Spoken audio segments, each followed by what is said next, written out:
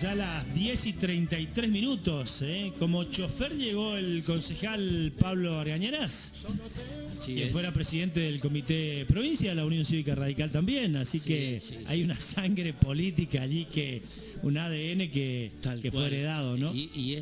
Hola Ricardo, buen día y bienvenido. Gracias Tony, sí, la verdad que vine con un chofer que sigue, el único hijo que sigue los pasos de la militancia, los otros dos, uno es psicólogo, vive en Córdoba, vive de eso, vive de la profesión. ¿Estudió y se quedó en Córdoba? Se quedó, tiene su propio departamento y trabaja muy bien en la profesión de psicólogo, rarísimo. Porque, bueno, una profesión que fue creciendo sustantivamente estos y es últimos todo por tiempos. internet, ¿viste? Todo es rarísimo esto. Y trabaja con pacientes, la verdad que no sé si son pacientes o clientes, ¿viste? Porque uno no conoce, de Estados Unidos, de España, de Córdoba, de acá, de allá. Es rarísimo el modo que se hace esa profesión, ¿no? Bueno, la pandemia instaló prácticas en distintos campos de gente que hoy ya tiene oficina online y trabaja inclusive en cualquier lugar del mundo, como bien decís. Y la psicología con esto de la neurociencia, que también se fue desarrollando fuertemente, ha crecido y tiene una cantidad de clientes, entre comillas, como decía, pacientes, que se ha multiplicado. Tal cual. Y vos sabés que en la pandemia me viví con una angustia tremenda en el tema educativo. Con un nieto, con el hijo de Pablo, Genaro, con un nieto de 9 años, una cosa así tenía, vamos a hablar claro, no le cambiemos las palabras, en un colegio top, se daba clase por Zoom, por internet. Aprendí a usar el Zoom ahí con mi nieto.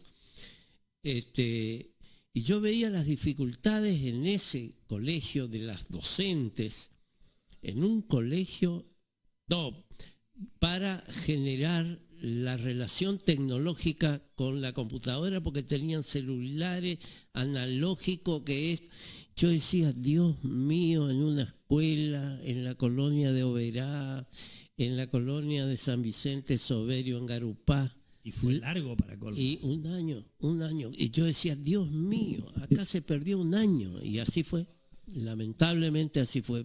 Si en ese colegio de clase media acomodada pasaba eso, imagínate en un colegio donde no hay señal, no hay, Dios mío, lo que fue dramático. Decíamos en la previa que Ricardo Argañarás llega hoy como escritor, como autor de un nuevo libro. Ya el año pasado lo estuvimos acompañando en la feria provincial del libro, en otras presentaciones.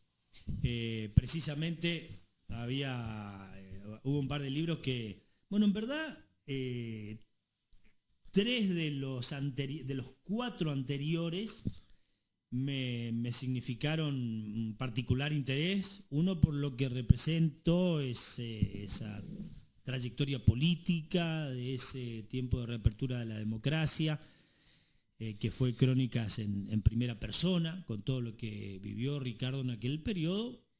Alfonsín Barrios Arrechea, podríamos decir que, para identificarlo, donde el tiempo vivimos el regreso a la democracia tan movilizante, de tanta expectativa.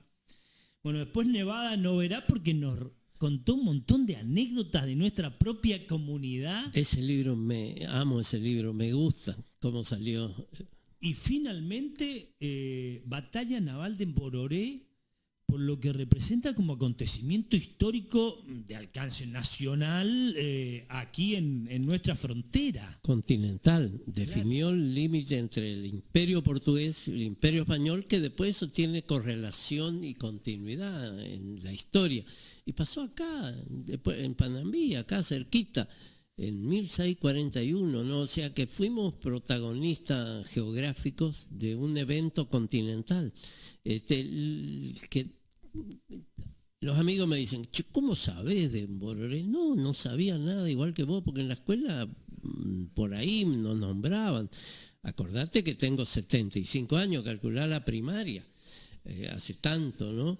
Y me puse a estudiar un año buscando antecedentes que lamentablemente fue difícil encontrar, porque vos vas a internet, digamos así, internet es espectacular para investigar, los buscadores, Google, todos los otros buscadores, pero termina siendo copia de copia de copia de copia, o sea que hay poca cosa original. Sabía que en casos como este no había mucho. Sí, nada, porque en el fondo, en Bororé, que vos conocés mucho, porque trabajamos, hablamos sobre el libro y sobre el evento, y a vos sos un apasionado de la región, del turismo, de lo que es mostrar al mundo en nuestra región, vos sos un apasionado de esto.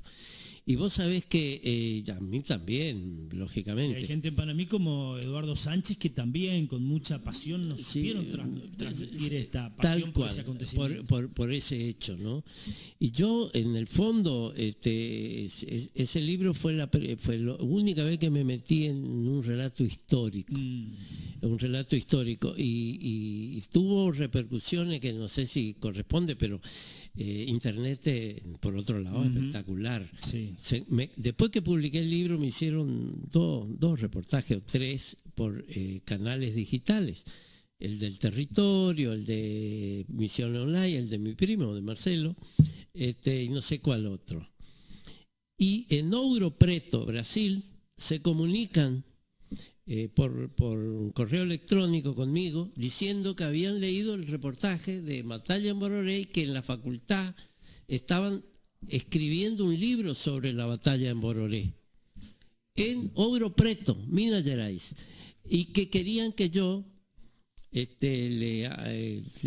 escriba el prólogo. Por supuesto, me vi en la obligación de explicar que yo no era profesor de historia, que yo no era escritor, que yo tenía otra profesión, que era un apasionado de la historia regional, para que no se confundan, viste, que a lo mejor estaban buscando un graduado en la historia y yo no era el graduado en la historia. Pero ahí aprendo, me manda todo material generosamente. Ocurrida la batalla de Bororé, no había medios de comunicación, no estaban los noteros de Tony Lindstrom y de las otras radios y Canal 12 filmando y varias fuentes luego contando a la gente lo que pasó en la batalla. Ahí no había nada. Terminada la batalla, los jesuitas le piden al padre Rüger, el que organizó la batalla, luego se enfermó y un mes antes, que escriba un relato para la superioridad, vamos a decir.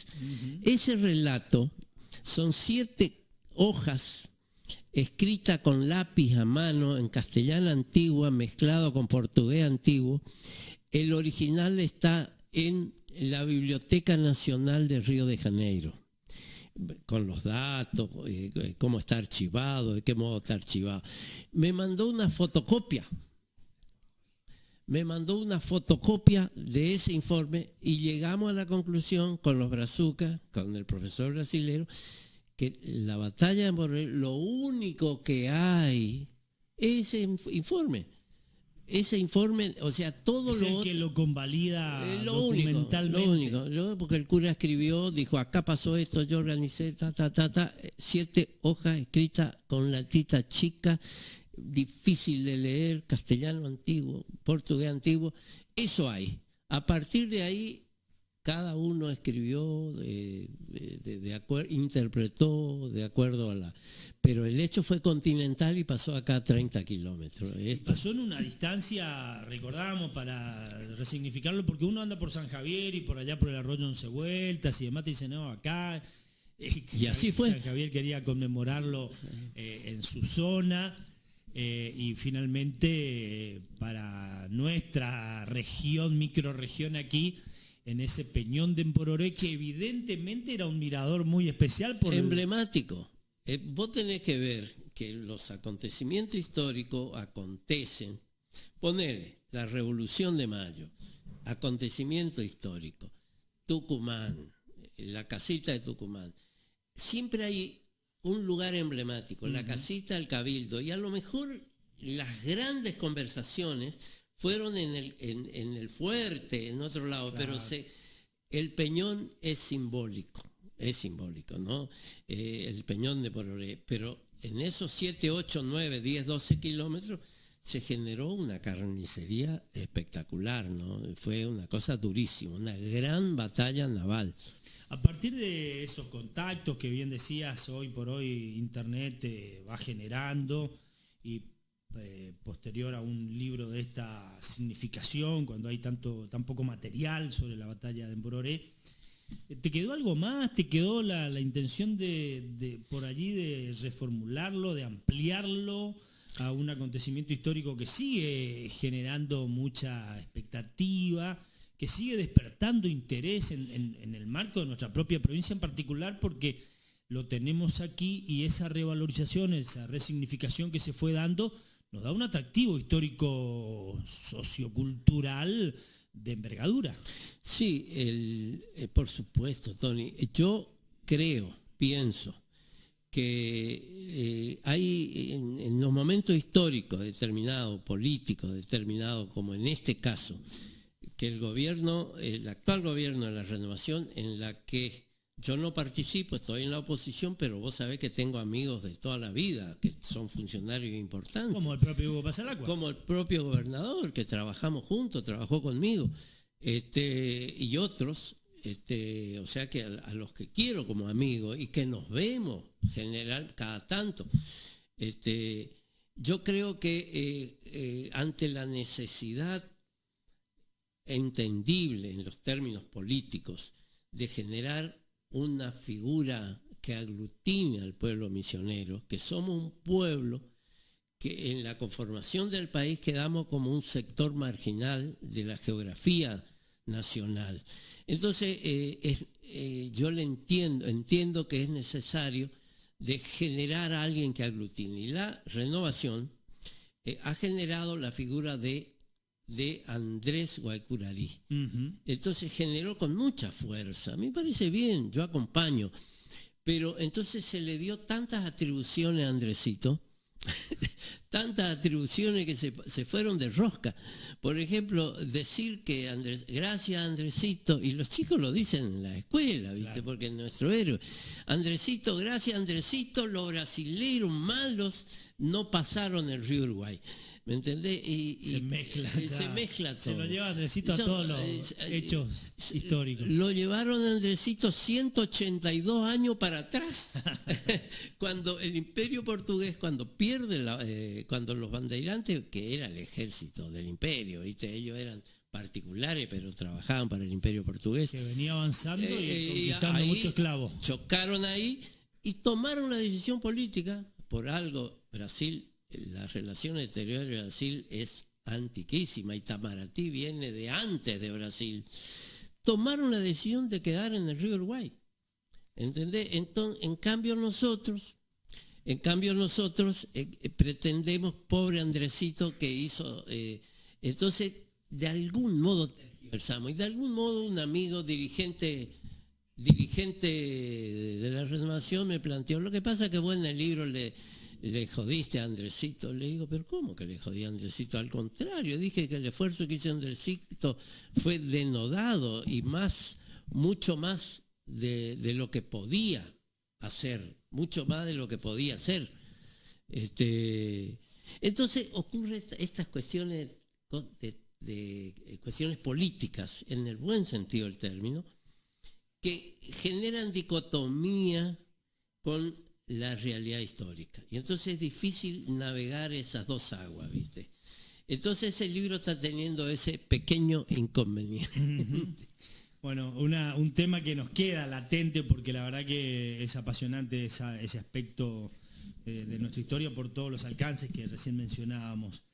Pero en esta oportunidad, después de todos aquellos libros anteriores en los que también estuvo esa novela, Federico Batista, Matador de Tigre, llegamos a este quinto libro entonces, Frontera Intensa, cuentos y relatos de nuestra región también, muy típicos de una región particularmente fronteriza, con todo lo que eso socioculturalmente tiene, que será presentado mañana en la Feria Provincial del Libro, una vez más, en una feria que tiene una muy diversa e intensa agenda. Después vamos a estar recordando la actividad de mañana y pasado mañana. Los dos primeros días para que la tengas en cuenta. Recomendamos ingresar a la página web de la feria porque allí está toda la programación muy completita para que no se te escape tan buena diversidad de propuestas que hay desde el primer día de la feria. Y bueno, mañana estará Ricardo con Frontera Intensa. A las 5 de la tarde. 5 de la tarde. Sí, va a estar fresco. En el salón contiguo, allí en el propio gimnasio del Instituto Mariano. Del Instituto Mariano. Sí, Frontera Intensa.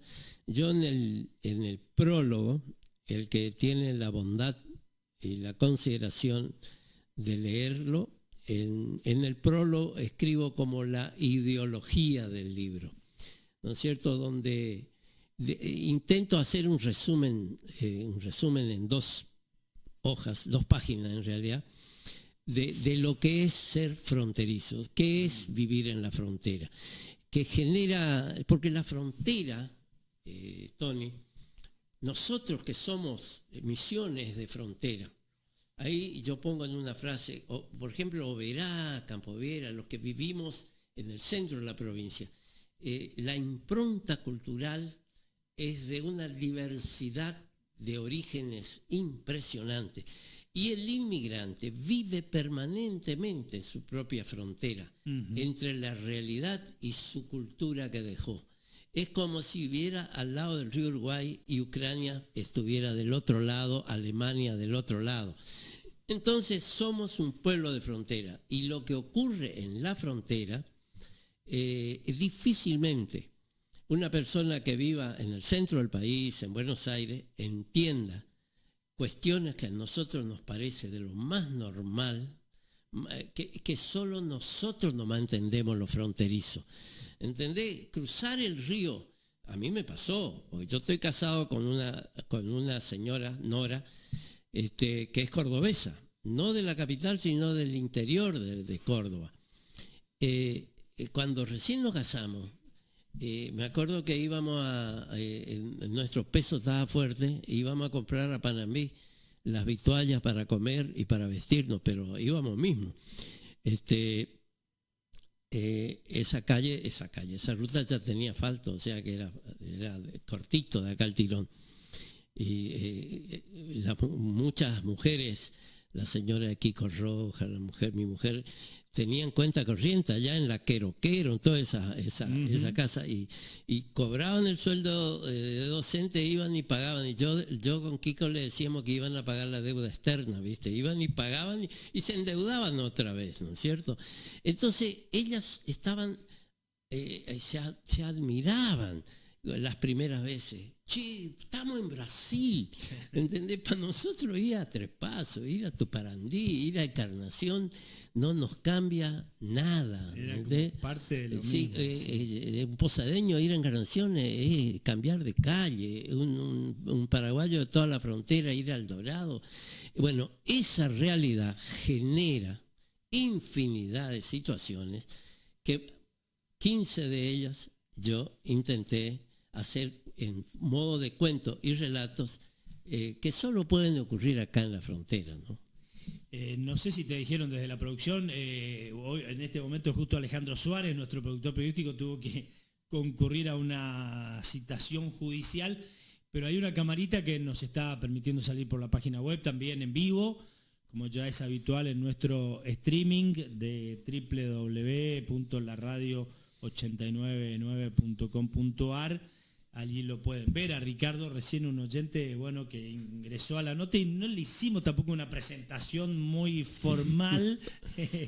Me preguntaba, ¿quién es el escritor que está hablando? Bueno, se trata del reconocido abogado y de dilatada trayectoria política, Ricardo Argañarás, transformado ya en un prolífico escritor. La verdad que en eso... te habrá sorprendido a vos mismo hasta dónde llegó el escritor Ricardo Argañarás. ¿Vos sabés que lo veías de antes que esto se venía? Me das pie para explicarte la génesis de este libro. Ajá. Me puse a escribir unos cuentos, 4 o 5 cuentos de la temática de frontera. Y recordé que en el año, cuando mi historia política se acabó, hace 30 años, en el año 93 yo ocupé el último cargo político. Fui ministro, fui diputado nacional y diputado provincial. En el 93 dejé de ser diputado provincial, hace 30 años. No obstante eso, por ahí voy al supermercado y me dicen, ¿me puede hacer un favor? Usted que es diputado, yo me da una vergüenza. Me da una vergüenza decir que hace 25, 30 años que no soy más diputado, ¿viste? Pero no importa. Para bien o para mal, generalmente para mal, calcular. Yo, abogado y político, digamos que el concepto no es de los mejores. Pero de todos modos, yo cuando empecé la profesión nuevamente, en el año 94, 95, tenía poco laburo. Recién empezaba, aparte un político que otra vez viene a hacer la profesión, ¿quién le tiene confianza? De todo modo, empecé a trabajar y en las tardes, bueno, cada vez que nombro esa etapa de mi vida agradezco al sueldo de docente de mi mujer, que podía pagar el gas, podía pagar la luz, podía pagar algunos arroz para los guisos. Entonces, y me sobraba tiempo y entré a escribir relatos, habían sido que eran muchos relatos, tuve como 20, 30 relatos y los imprimía y guardaba. Estuvieron guardados 20 años, menos, 15, 20 años, hasta que cuando escribí la novela sobre el Alto Uruguay misionero, con el tiempo y espacio, el tiempo fue en los años 1920, 1930, donde el relato se asentó, me acordé de esos relatos fronterizos y los incluí, inmiscuido en la trama de la novela. No todos, pero 5 o 6 los hice, los coloqué. Me costó armar, porque una cosa que está hecho para un relato y después insertar en la trama de la novela se requiere un trabajo que a lo mejor yo todavía no estaba muy preparado para hacerlo. Entonces, de todos modos, dije, esto es de frontera. Entonces busqué los viejos papeles, los acomodé un poquito y dije, estos los voy a publicar porque son de frontera, junto con estos cuentos de frontera que estoy escribiendo. Y en el libro que amo, que se llama Nevada en Oberá, que son acontecimientos ocurridos en 60 años de Oberá, del año 1960 hasta el año 2000 y pico. Hay 2 o 3 cuentos que son de frontera. Claro. Entonces dije, los pongo. Y tomé un mecanismo literario antiquísimo, que es el modo de enmarcar, se llama. Vos escribí una novela y en la trama de la novela vos enmarcás un cuento, un relato, pero en la trama de la novela, que si vos sacás ese cuento, sacás ese relato, no pasa nada, la novela sigue igual.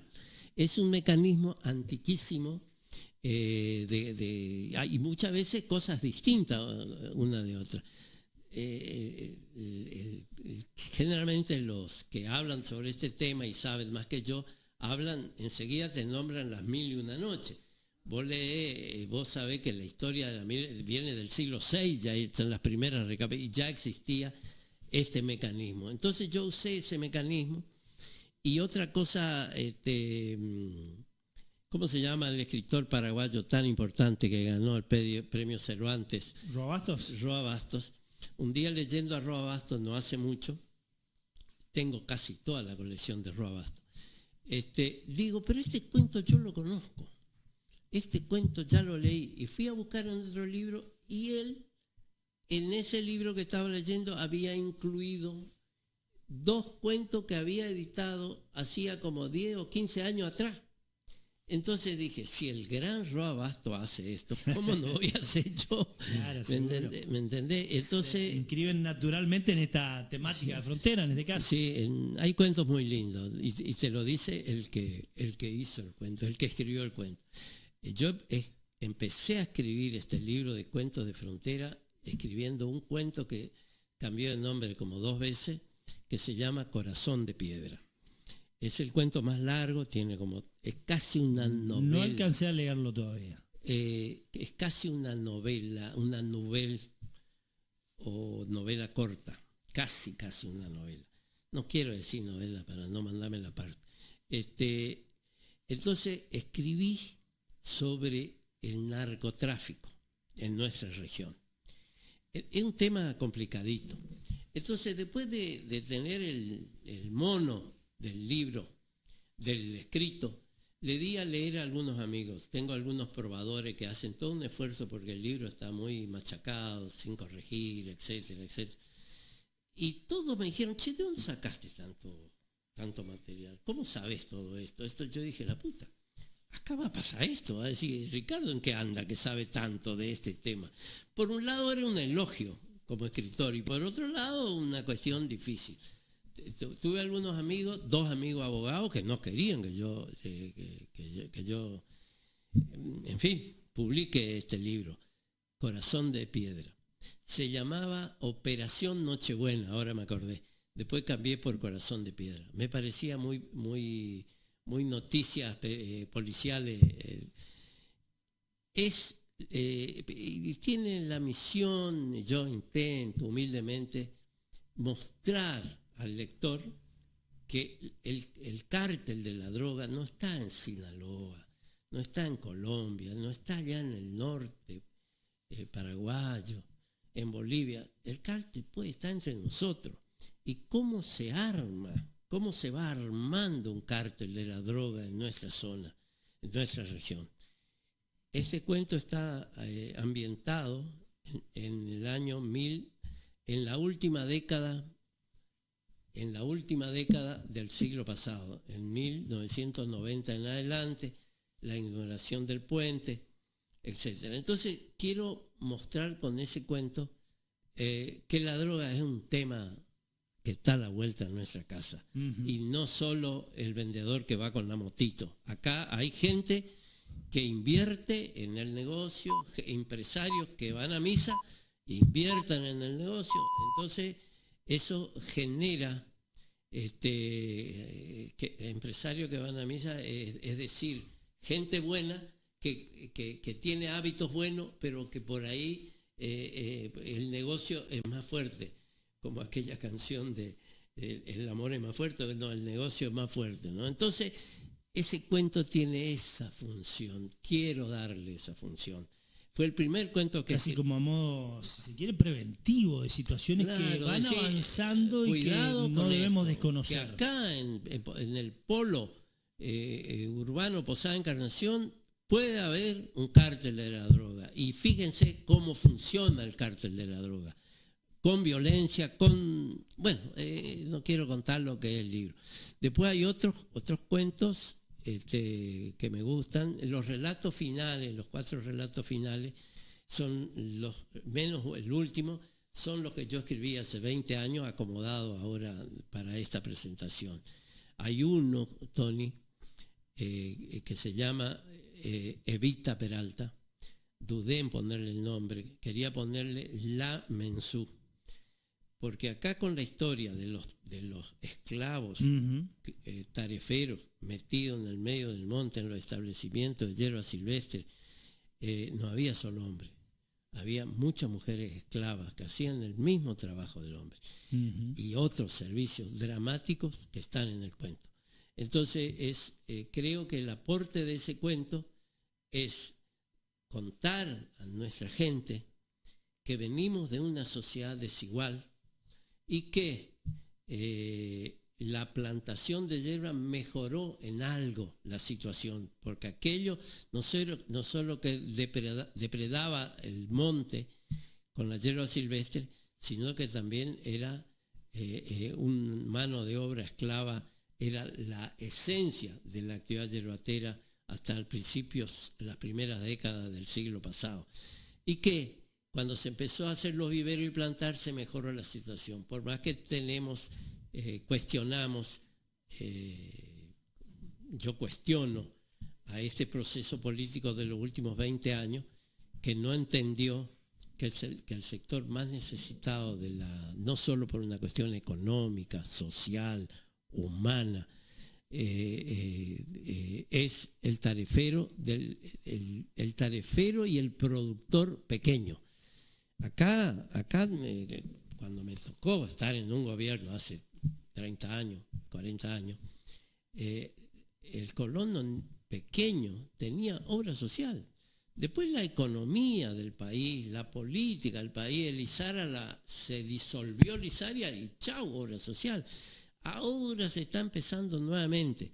O sea, son resabios de una actividad sacrificada que viene del fondo de esa historia y que no tenemos que tapar. Tenemos que tener presente que eso ocurrió y que tenemos que solucionar los resabios que van quedando. Esa es la idea. Sí, señor. Se llama Evita Peralta. Y el otro cuento que me interesa, que apunta a la mitología guaraní. La Caapora, que es el hada protectora de los montes, con mucha intensidad en la selva paranaense. Era tan grande la cultura guaraní, tupí guaraní, que estos mitos, estos personajes mitológicos aparecen a veces con pequeños cambios, porque el guaraní no era escrito, era un hablado. Los jesuitas empezaron a darle alfabeto al guaraní. Entonces ahí recién se generó. Fíjate vos, y esos mitos pasaron a los descendientes de la sociedad europea, que somos nosotros. Y las creencias, si bien se van diluyendo, pero hay sectores sociales que creen firmemente en todos esos personajes. Ya te lee esto, lo otro. Fíjate vos, el drama del niño perdido en Corrientes. Loan. Niño Loan. El reportaje a la abuela. Sí. ¿Viste? Dice, ¿quién es el culpable? ¿Te das cuenta? Era un mito guaraní. Durante generaciones dijo absolutamente aceptada. Hoy las nuevas generaciones por allí les llama la atención. A Loan le llevó, no el lobizón, el otro. Nosotros ya estamos culturizados, ya queremos que es un mito nomás. Pero esa señora cree todavía. Y en esos ambientes rurales, campesinos rurales, la creencia es muy fuerte. Aquella señora que nos preguntó quién era el escritor que estaba hablando, bueno, agradecía y decía, muy interesante, voy a ir, saludos y bendecida jornada. Bueno, para aquellos que nos están escuchando, recordamos y resaltamos que Ricardo Rañarás estará presentando Frontera Interna, Cuentos y Relatos mañana en la primera jornada de la Feria Provincial del Libro.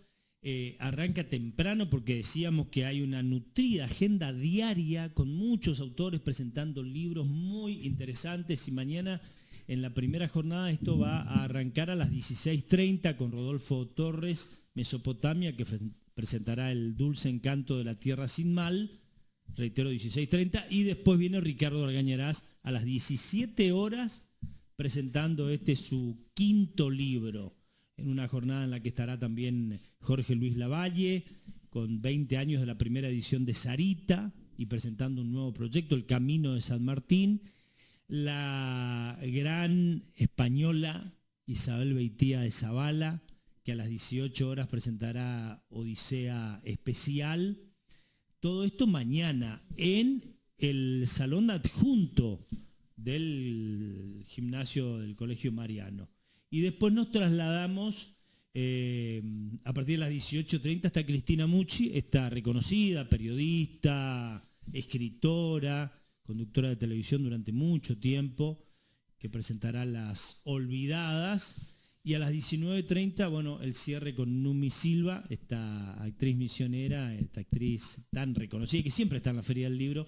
Numi ofrecerá un espectáculo poético teatral, 20 poemas de amor y una canción desesperada, la obra de Pablo Neruda. Bueno, en una primera jornada ya realmente destacable e imperdible de nuestra 47ª edición de la Feria Provincial del Libro. Siempre subrayo lo de la cantidad de ediciones, porque no sé cuántas provincias tienen ferias del libro de tanta trayectoria y antigüedad. A mí me sorprendió en la Feria Internacional del Libro, en el stand de La Pampa, lo cuento muchas veces, cuando acá ya andábamos por la edición 30 y largo, encontrarme que allí estaban presentando en Santa Rosa una sexta edición de la Feria Provincial del Libro de La Pampa, ¿no? Y eso me permitía sentirme orgulloso como otras veces. Nunca va a pasar el momento de agradecer a algunas personas, no personajes, personas excepcionales que generaron un movimiento cultural, no verá, imperecedero. La doctora Teresa Morquio de Pasalacqua. Ella era profesora en el Linneo, en el colegio Carlos Linneo, y cuando yo me casé, me recibí, volví a Oberá, mi esposa es ahora jubilada, profesora de historia y licenciada en historia de la Universidad Nacional. Entonces yo mantuve siempre una relación muy cercana con la señora Morquio de Pasalacqua, fue mi profesora de filosofía. ¿Qué profesores tuve, Tony? Teresa Morquio de Pasalacqua, Aníbal César Montiel, Hugo Montiel, profesor de historia, Gualdoni, profesor de educación democrática, Hugo Wenceslao Amable, profesor de literatura. O sea, era universidad. Qué gran profesor. Bueno, la Feria del Libro es hija directa de Teresa Morquio Pasalacqua. Mi señora trabajaba en el Linneo y ellas armaron las 2 primeras ferias ahí en el Colegio Linneo con un esfuerzo denodado, con el alma mater que era Teresa, ¿no? Hay que rendirle un homenaje permanente. La gente se olvida si uno no dice. Sí, está bueno. Y bueno, por eso también mañana en el acto inaugural se volverá a entregar lo que ya es habitual en la Feria del Libro, esa distinción al mérito cultural fundadora Teresa Morquio de Pasalacqua, que en esta ocasión lo recibirá el doctor Hugo Mituar, que ya también es un prolífico autor. Me escribe muy bien, me gusta. Yo leí casi todo lo del doctor Mituar. Escribe muy bien. Él tiene premio, aparte. Sí, ¿no? Ha ganado reconocimiento y ha trascendido internacionalmente. Ricardo, la verdad que un placer. Hoy tenía intenciones también de hablar de este contexto que estamos viviendo, tan singular, porque hasta me parece muchas veces difícil de comprender la instancia política que estamos viviendo, tan particular. Hay veces que hasta me pregunto, ¿cómo llegamos a esto? Bueno, tenés que hablar con los políticos. Nosotros... Sí, pero como esto debe tener una génesis que viene de toda esta trayectoria que desembocó en... Un tema realmente difícil de explicar, ¿no? Muy difícil de explicar. Yo pretendo, en definitiva, ser optimista. Te aclaro, en lo personal, no sé si sirve, porque al final la opinión es tan personal de cada una. Pero como yo lo publiqué en Facebook y debatí con muchos amigos de Facebook, yo voté en blanco. Yo era opositor al kirchnerismo y opositor a lo que expresaba Milei. No a Milei no lo conozco, a lo mejor es un buen tipo, no lo conozco, pero las ideas ya fueron probadas en la Argentina, Martínez de Oz, bueno, en fin.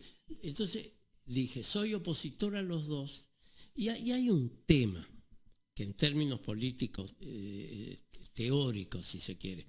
Yo soy abogado. En derecho político hemos profundizado este tema. El sistema de balotage, de doble vuelta, se inventó en Francia. Es para darle gobernabilidad al que gana y que no gane con tan pocos votos. La ley de Lema es el anti-balotage, porque acá tuvimos intendentes que con 16,5% eran intendentes. Sí. Bueno. Y te van sumando lo de otros. Claro, va sumando lo de otros. Es una barbaridad. Bueno, no importa. Estamos hablando del balotaje. ¿Y qué decís hoy del balotaje después? Claro, la esencia del balotaje es eso, darle gobernabilidad. Pero la elección es la elección. Cuando vos elegís, ¿a quién querés? En la primaria, la original. Perdés y se gana. Los 2 primeros van al balotaje. El que votó por el tercero, por el cuarto, por el quinto, y no entró al balotaje, ya votó. Y esta elección de los 2 primeros es una opción. Claro. Yo tengo que optar por uno o por otro. No me puede obligar ningún sistema electoral a votar por uno que yo no quiero. ¿Me entendés? Votar en blanco está dentro del sistema. Pasa a ser más aceptable y o entendible en este esquema, ¿no? De balotaje. ¿Me entendés? Entonces a mí me decían algunos, vos le vas a votar a Massa porque estás votando en blanco. ¿Y quién te contó eso? Yo estudié lo contrario. Yo estudié que yo ya voté, perdí, salí tercero. Yo voté a Patricia Bullrich, con perdón de la palabra, y perdí. Por lo tanto, ahora yo no tengo obligación de votar, no me puedo obligar el sistema electoral a votar por Milei o por Massa. Yo ya voté y perdí. Es una opción. Y el voto en blanco es una opción dentro del sistema. Soy opositor a ambos. No, pero vos le favorecés a Massa. Le digo, ¿pero quién te contó? Después veo en el territorio que viene el padre Pepe, el cura llamado Villero. Sí. Algunos le llaman Viñero para desconsiderar su trabajo social. Yo tengo gran respeto por estos curas. Yo fui abogado y hice mucho derecho penal, fui a la cárcel, fui a muchos lados. Y la tarea que hacen los sacerdotes y los pastores, todos los pastores, es extraordinaria. Curan el alma. ¿Entendés? Entonces viene el cura Villero, para desconsiderarlo, decía, el que vota en blanco favorece a Milei. Y bueno, le digo, así es. Cada uno interpreta como quiere. En realidad no favorece a nadie. Entonces yo, de algún modo, quiero que le vaya bien a que, por Dios, reactive algo. Veníamos hoy en la ruta y no había nadie. Sí. Mi hijo me dice, papá... Pega y mucho esta recesión. Y la gente sale de los alquileres porque no puede pagar. Los negocios, la actividad comercial es el eje de cualquier país, la actividad comercial. Ahí está el movimiento del ingreso y del egreso. Entonces, quiero que le vaya bien. Sí, hay una cuota de gente esperanzada en que había que pagar esto y después vendrá la salida, ojalá. Mira, yo no quiero hablar por qué ganó, porque ya cualquiera me va a decir, bueno, vos sos radical, ¿qué querés? No, pero porque acá tenemos otra cosa, tantas cosas para analizar en profundidad y a veces no hay tiempo, no hay espacio, no hay lugares. Acá hay muchos que están, yo siempre estuve opositor al peronismo, pero por su autoritarismo, por todas esas cosas malas del peronismo, pero yo no puedo estar en contra del peronismo por su concepción original de la doctrina social de la Iglesia. Eso también es importante madurarlo porque veníamos entre los anti... Claro, ¿cómo voy a estar en contra del peronismo como concepción nacional y popular que esté a favor de los sectores más necesitados, los que le dio obra social a los sectores del trabajo, a los que generó Perón en su primera etapa, la industria nacional? Yo no estoy en contra de lo bueno del peronismo. En cambio estos, gorilas blancos, no están en contra de lo malo, porque son tan autoritarios como lo peor, y están en contra de lo bueno del peronismo, ¿entendés? Entonces estas cosas también hay que debatir, y la gente a veces dice, porque vos no estás en el peronismo, sos antiperonista. No, tranquilo, tengo amigos peronistas, respeto su concepción original de la ideología del peronismo, tengo diferencias, por eso no estoy, como también en mi partido no todo es color de rosa, ¿me entendés? Somos seres humanos. Hay tanto ahí para seguir conversando. Buen día, Tony, gran abrazo al doctor Arañarás. Como policía, dice, nuestro mejor ministro de gobierno. Mirá hasta dónde se retrotrae el oyente. Sí, fui ministro de gobierno. Tenía 32, 33 años, 7 años de gobierno militar. El gobernador Barrio Arrechea me pone de ministro de gobierno, jefe de la policía y de las cárceles. Y creo que lo más difícil de esa etapa fue hacer entender al policía, y le agradezco al que me elogia, creo que a lo mejor la nostalgia lo hace, de sus años buenos lo hace elogiarme con más fuerza, pero le agradezco, fue entender el rol fundamental de la seguridad en un sistema democrático. Yo decía que más honor era ser un policía duro y correcto, que ese era un privilegio, que les respeten por ser firme en su función, que vaya a la roticería y retire un pollo sin preguntar el precio e irse, porque así era el sistema autoritario. Nadie nos acordamos, ¿viste? O sea, la tarea de poner en función a la policía como fundamental al sistema democrático fue mi mayor preocupación. Bueno, y el querido Pepe Martínez Pepe, dice: abrazo amigo, grande a Ricardo, amigo desde la infancia, me alegra que se haya dedicado a escribir y mañana lo veré. Pepe es un amigo, somos hijos de gendarmes los dos, vivimos en el Soberio. Tiene una hermana, la Negra Martínez, Claro. Elsa, que tenemos yo tengo una anécdota en mi recuerdo. Ella dice que es una mentira mía. Resulta que hacía un calor en el Soberio, teníamos un año y medio, y nuestras mamás, ¿te acuerdas de esos latones que había antes para lavar ropa? Sí. Latones, chapa. Ponían agua y nos ponían a los dos desnudos, a mí y a Elsa. ¿Entendés? Para refrescarnos, y teníamos una púa marca cañón, ahí ni ventilador había en nuestra casa. Y entonces yo le digo: vos callate, negra, que te conozco enterita. Vos sos un charlatán. Los quiero porque nos criamos juntos, ¿no? Sin duda. Desde Campo Viera, Juanchi Maidana, es el actual presidente del Consejo Deliberante. Saludos del hijo más chico de un amigo hermanito mío. Maidana. Hermanito, mi amigo, compañero Maidana, sí, escúchame. Bueno, y también otro de los mensajes: Tony, buen día, quiero que le transmita mis saludos a Ricardo, dale las gracias por su generosa participación en ese emotivo conversatorio por los 40 años de democracia. Sí, me lo perdí. Un gesto muy importante para mí y de sincero agradecimiento, nos dice Lili Vega. Bueno, de niña la conozco, en mi primer libro la cito su compromiso desde niña. Entre los mensajes que vamos recibiendo, bueno, muchas gracias, Ricardo. Ya tengo gente esperando, y el programa con otras aristas, por supuesto, en este viernes, ya para colmo el último día de la semana, pero queda hecha la invitación entonces para que nos reencontremos, los que nos están escuchando, los que nos están viendo allí en la página web, a nuestra transmisión también multimodial vía streaming.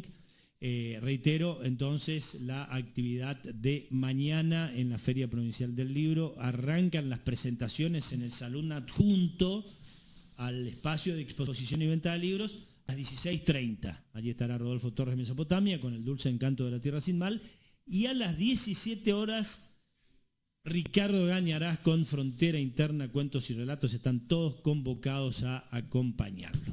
Muchas gracias. A vos. Un gusto tenerte por aquí. Te dejo 2 libros para que regales. Qué bueno. Allí está. Un amigo quiere leer, prestale, regalale o venderle. Muy amable, muchas gracias. Un gusto, Tony. Un placer. Cuando ya son las 11:20 en todo el país. La radio. Tarde o temprano. La alternativa de su voz. Dinco Supermercado, que es capaz de darte más, presenta. Por la desaparición de Loan, hay un procedimiento en el cementerio de 9 de julio.